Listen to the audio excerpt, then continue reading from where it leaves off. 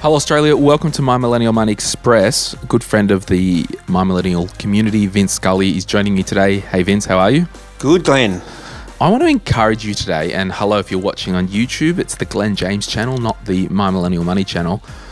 We were talking before about, this habit idea. Mm-hmm.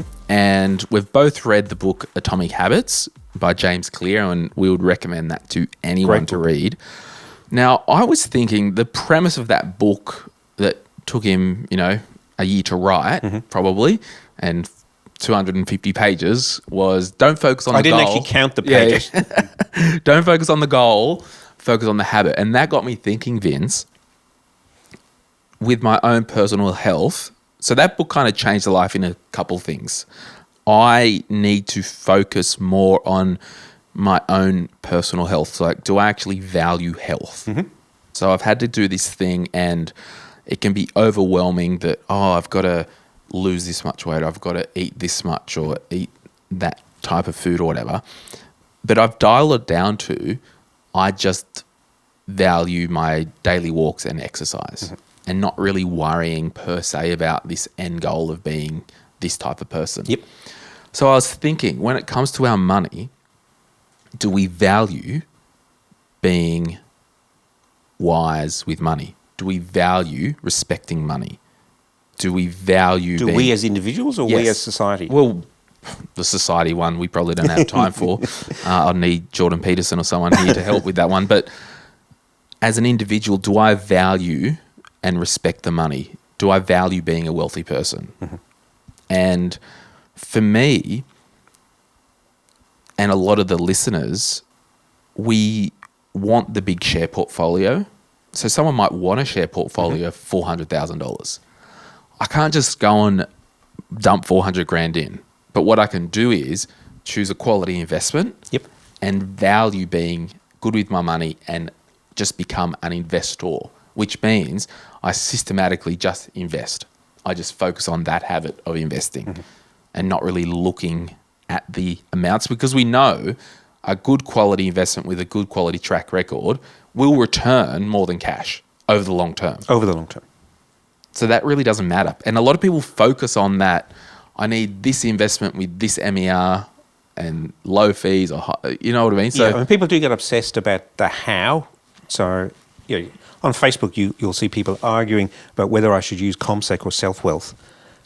Who cares? $10 on your trading cost is not going to make the difference between success and failure with money.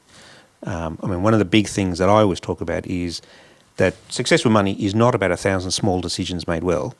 It's about 6 big ones made with mindfulness and consciousness. And part of that is understanding what matters to you. So, and I think this is sort of part of what Clear, what's his first name? Something Clear. James Clear. James Clear. Part of what he talks about in the book is the difference between goals and habits. And when you've got a goal, it's got to mean something. So when John F. Kennedy said the ideal definition of a goal, he said, before this decade is out, we will put a man on the moon and return him safely. That was like the first SMART goal, wasn't it? That's a SMART goal, being it was specific, it was measurable, it was actionable, it was realistic, and it was time-bound. I call it them. I've got my own one called Smart Yo Goals, and it has to be yours, and it needs to be in order. Oh, okay, that's good. We talk about smarter goals at Life Sherpa, where the ER... This is a goal off, isn't it? where I see your goal and raise your goal. Yeah. Where the ER is emotional resonance. Yeah. And if you can't answer these 3 questions, then you haven't nailed your goal. And the 3 questions are, when I achieve this goal, I will feel, insert blank. When I achieve this goal, I will be. And when I achieve this goal, I will do. Now, if you can't answer those 3 questions, you haven't hit on a goal that's got the right emotional resonance. And that leads to the James Clear problem, that by achieving your goal, you've now actually set yourself up for, well, what's the next goal? Is that it? Whereas when you focus on the the values that led you to the goal in the first place. That is, I am a person who values financial wellness, or I am a person that values doing good for my neighbour, or I value time with my family. You then end up in this complete dissatisfaction cycle with the habits that get you there. So by valuing financial security, I will get into the habit of setting aside some of my income automatically every month and investing it. And that will then lead to that goal. On autopilot almost. On autopilot, exactly. Yeah, because so many times, and you're in the Facebook groups, I'm in the Facebook groups, should I invest You won't let me in the Triple M group though. I've invited you. Have you? Yeah, you must have declined the invite. Oh. Jeez, and it's M3, not Triple M. Now, so M many cubed. times, should I do VDHD? Should I do VAS? Should I do VAP? Should I do VTS? These are relatively minor It doesn't matter. decisions in the scheme of things. Focus on getting your bloody shovel out and shoveling money in on a consistent basis, because you'll get a better return, particularly on the start of your investment journey. At the start, this is absolutely right. So when you get started, the biggest return you're going to get is by putting an extra $1 in the kitty. Absolutely. Because if you start with $1 and you put another $1 in, that's You've doubled it. That's 100% return. Where can I get a return like that? When you start getting to 20,000 plus, now what you're doing with it really matters. But that getting started is about engendering that discipline and stopping that dollar being frittered away. So my question to you that are watching or listening, do you value being financially stable? And that's the question, because if you're flapping around and you're living week on week and don't have any savings behind you, it's probably because you don't value being financially stable. Which may result from just not understanding the consequences. Or being intentional. Or being intentional. Because we do know that stress with money is one of the biggest causes of life stress and distress in general.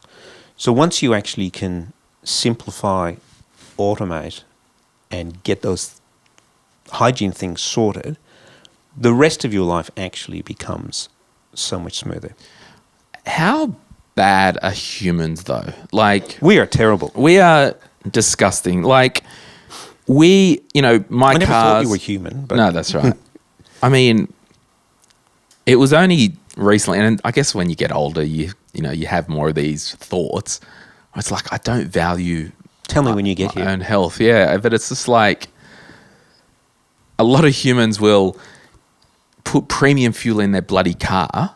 I only put premium in, but I'll throw down a freaking Macca's burger down and trash my own body. Like, why not just put the crap fuel in Well, your you body? might. Yeah, but a lot of people. But it's true. So the hypothesis is, if you eat fast food on the regular, you should not be putting premium fuel in your car. And that's 'Cause why you're a financial advisor. Sorry, a financial coach. Well, I'm a financial commentator. Financial That'll commentator, rather than a nutritionist. But is that not a fair thing? It is. Like, and I'm just as guilty as anyone, but the logic in our life should stack up in every area. But because we're humans and we're useless, it doesn't. Yeah, I think it's Anthony Robbins might have said where focus goes, energy flows. So where you focus is where the energy goes. And as humans, we started out as cavemen, where the biggest thing that mattered was that you didn't starve to death and you didn't get eaten by the tiger or the mammoth or whatever it was. Yeah.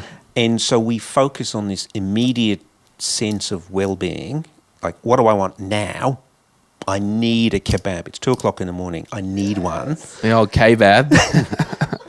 The abracadabra. And that's a strong urge that we need something to... Because it's not important now. We're not going to get eaten by a saber-toothed tiger. Most of us are not going to starve to death. So we need something that forces our brains to get out of that cycle and into intention. And the thing to me that does that best is understanding your values. Yeah. So what really matters? If you're a caveman, not getting eaten really, really mattered. Yeah, and I did an episode recently on cause and effect. It's like, if you don't have money in your bank account, it's because you've spent it. Like, that's how basic it is, right? If you don't have an investment, profound. If you don't have an investment account with 10 grand in it, believe it or not, it's because you haven't maybe put $100 a month in for the last few years. Like, it's pretty simple, but we're so basic as humans. So I guess in finishing, I just wanted to use this encouragement. Do you value being financially stable? And what does being financially stable mean to you? And it could be different to everyone else. So everything's got to do with reference and perspective. Wow. Well, let's leave it there before we do damage. That's right. Thanks for listening to My Millennial Money. I'm Glen James, and this has been my guest, Vince Scully. G'day.